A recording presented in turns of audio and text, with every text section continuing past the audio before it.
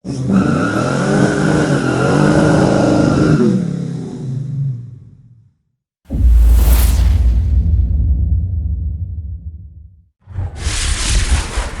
so ngayon papakita ko naman sa inyo kung paano ang mag-change oil ng Mitsubishi Montero Sport 2017 model. So hindi ko na napakita kung paano ko siya binaklas, pero gumamit lang ako ng size 12 para baklasin yung 4 na tornilyo nito. Itong engine cover, gawa siya sa bakal para hindi masira yung engine natin pag may tumatalsik na bato. So ito yung screw niyan, 4 lang yun.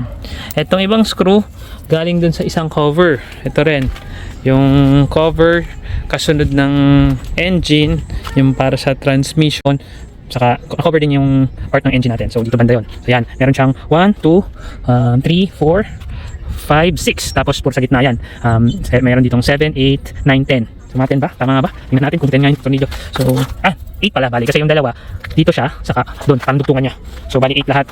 8 pero 10 talaga siya. So yun. So hindi ko na napakita paano baklas yan, pero malamang mapakita kung paano balik. Una natin gagawin, kailangan natin tanggalin yung cover. So ito, ang cover, pag tanggal niyan, ikot niya lang counterclockwise. So bubuksan natin. Ngayon, magbibigay ang tip, minsan may higpit to, lalo pag nasarado ng mga mekaniko, minsan nasa sobra ng higpit. Para mabuksan mo, kumuha ka lang ng wrench. Okay? So kuha tayo sa likod para makita niyo yung sinasabi ko. Mabilis lang, isang wrench. Ito, kahit yung wrench lang na 12 o G's, pwede yan. So ito, sample na wrench, 12 G's. Yan. So minsan kasi may higpit yan, lalo pag medyo mabigat yung kamay na nagsara. So para mabuksan mo siya, ito, yan, ganun mo lang siya. Tapos counterclockwise, ikot mo lang siya. Ayun. Nakita nyo, umikot na siya. So yan, pag medyo maluwag na yan, pwede mo lang siya pamain. Buksan mo lang siya. So ang reason na natin siya binubuksan, bago tayo mag-drain ng engine oil, gusto natin mas mabilis yung proseso. So pag bukas ito, mas mabilis bababa yung engine oil. Hindi katulad ng pagsarado, dahil sa air pressure, hindi siya makababa ng dire-diretso. Hindi katulad ng open yan, mas mabilis natin mag-drain ng engine oil natin. So bubuksan natin to. So iwan na natin dito sa ibabaw. Then papasok tayo sa ilalim. So nag-iwan na ako ng karton dyan. Okay, lulusot ko na ako sa ilalim, tapos tutuloy ko doon ng video. Okay, pasok tayo sa ilalim, naglagay ako ng sasaluhan ng engine oil, tapos karton kasi medyo mabato dito sa parking natin eh. So pasok na tayo. Medyo. Ay. So yan, makikita natin. Okay. So yan. Yan yung part ng drain plug ng engine oil. So kukunin ko lang yung tools ko. Ano ba ito? So ang size niyan 17. Tapos ang ikot niya ganun din, counterclockwise. So wait lang, pwesto ko lang na maganda. Okay, so balik tayo. Ito, size 17, papasok lang natin siya. Ayun, ikot natin. Ayan, tapos syempre bago yung tumulo, ready tayo. Maganda kung naka-gloves kayo para hindi madumihan. Ito. Ayan. So, next step, make sure na masasalo engine oil. And then iikot lang natin to, syempre. Log na siya. Tapos dapat mabilis ang pag-alis natin para hindi tayo madumihan. So, ayan na siya. Alisin natin, tutulo na in. Lapit na, 5, 4, 3, 2, agad. Yun. Medyo nadumihan tayo, kaya maganda mag-gloves kayo dyan. So, papatuloy lang natin siya. So, habang nagpapatulo, lalabas muna tayo. Okay, ang susunod natin gagawin, oil filter naman alisin natin habang nagpapatulo tayo ng langis. So, ayan, gagamit tayo ng wrench, sa oil filter. So, kabit muna natin yung wrench. So, ayan, para lang magkakabit ka rin ng mga buo. Ayan, mga nuts. Ayan. So, ang wrench, parang ganito din. Para dito tayo sa ilalim. Okay, so ayan, andyan na siya. Pasok ko ngayon to. Okay, medyo magpipit lang. So, tingin ko mas pagpasok natin para sumikip. So, ayan. So, pag may, ayan, natin siya higpitan. Yun, so,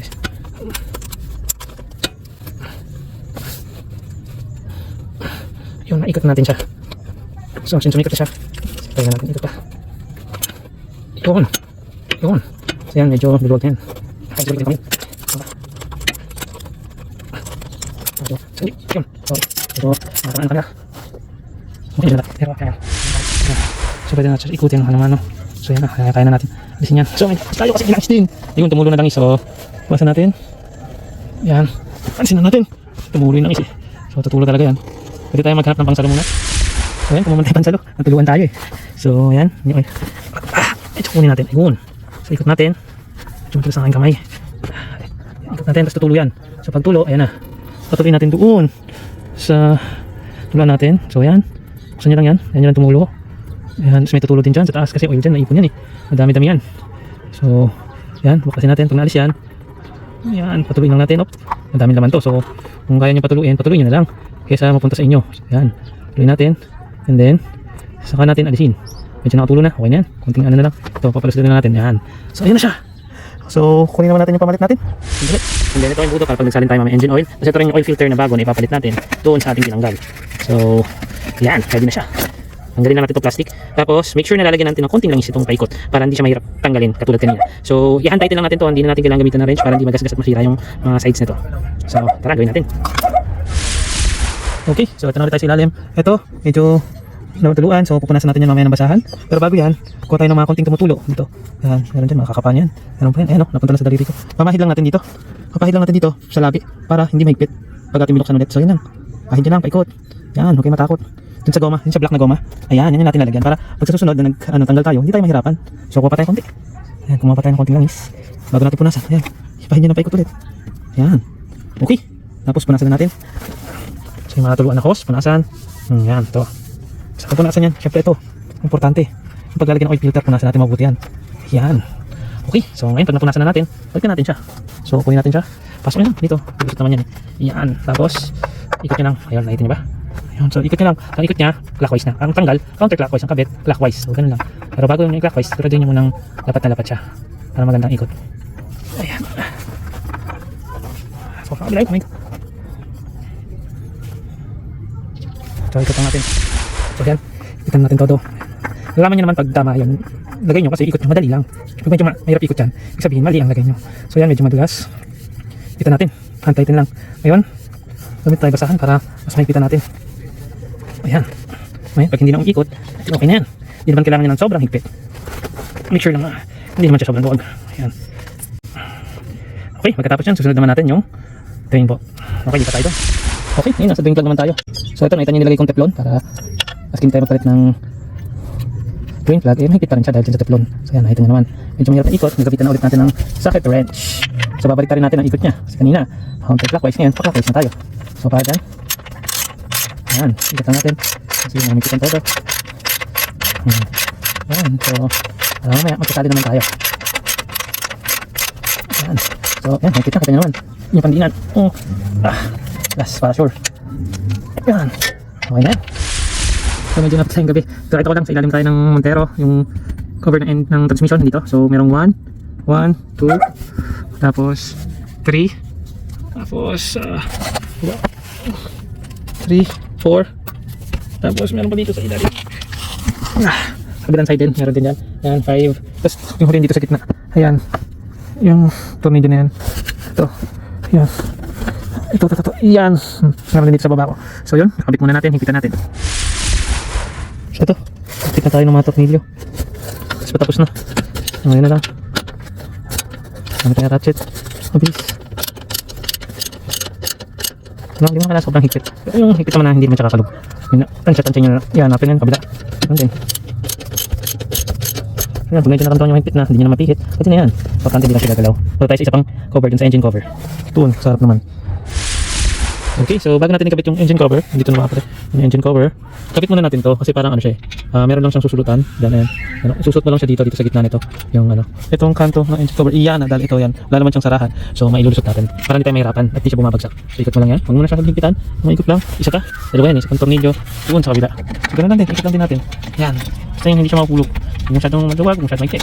Yan. Okay yan. Pag ganyan hindi na siya mapulog, saka natin ipapasok ng engine cover. Okay. Wait lang i-pause natin. Medyo mahirap. Okay, yan, hawakan natin ito, papasok natin doon. Ayan, nadali natin. Ating kabila, ganun din. Ayan, napasok mo natin. Pag napasok mo natin yan, may isang tornilyo dyan. Yan. So, yan ang kakabit natin. Bago natin higpitan lahat. Kasi pag mahigpit siya, masyado tayong mahihirapang ilapat. So, dapat tapat-tapat muna. Yan, tapat-tapat. Ikutan natin. Yun. So, ikot nyo lang siya. Yan na, naikot na siya. So, same thing. Gagawin sa kabila. Okay? Kabila, kunin ko yung tornilyo na naman. Minsan na medyo malikot dahil maliit lang ang pwesto natin. So, same thing. Tulo, hanapin na. Ayun, sakto, pumasok na agad, mabilis lang. At least di siya nahulog. So ayan, higpitan na natin, gamitin na natin yung ratchet para matapos na tayo. Ayan. Ang kulang pa sa higpit natin, hanggang masakit. Kamayin muna natin, saan natin ratchet pag di na kaya ng kamay. Ayan, medyo masakit sa kamay. Kabila din. Okay, medyo mahigpit na. Ito din. Medyo malawag pa. Higpitan natin, kailan hindi natin halos maikot ng kamay. Ibig sabihin, masyado mahigpit. Ratchet na. Itong ratchet na, so go. Final tightening tayo. So ito.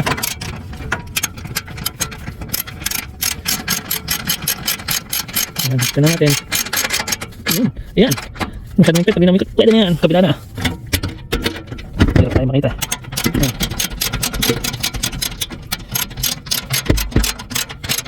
Yun. Higpit na. Subukin lang natin. Yan. Finally. Ito na. Ito na din. Ano natin ito dito. Yan.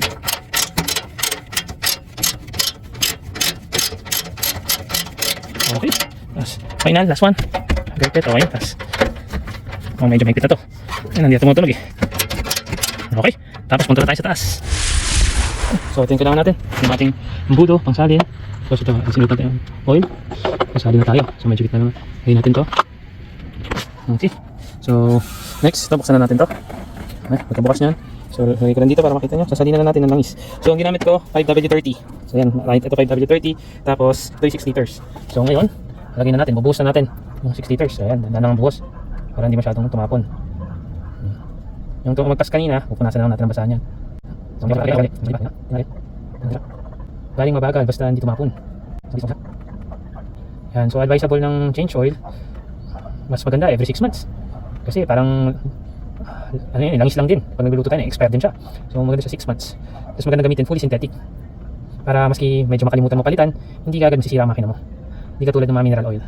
Okay din naman yung mineral oil, yun nga lang, kailangan regular ka nagpapalit. Hindi ka tulad ng fully synthetic, mas matagal yung interval. So, normally, 10,000. Pero yung iba, gusto nila, mga 7,500 lang kasi ayaw nilang masyadong maitim na yung langis. So, pwede naman 7,500, iba, mas maaga pa 5,000. Ako, nasa 7,500 or 6 months. So, yun yung ano ko. So, pupunin ko lang to. So, pag puno na nito,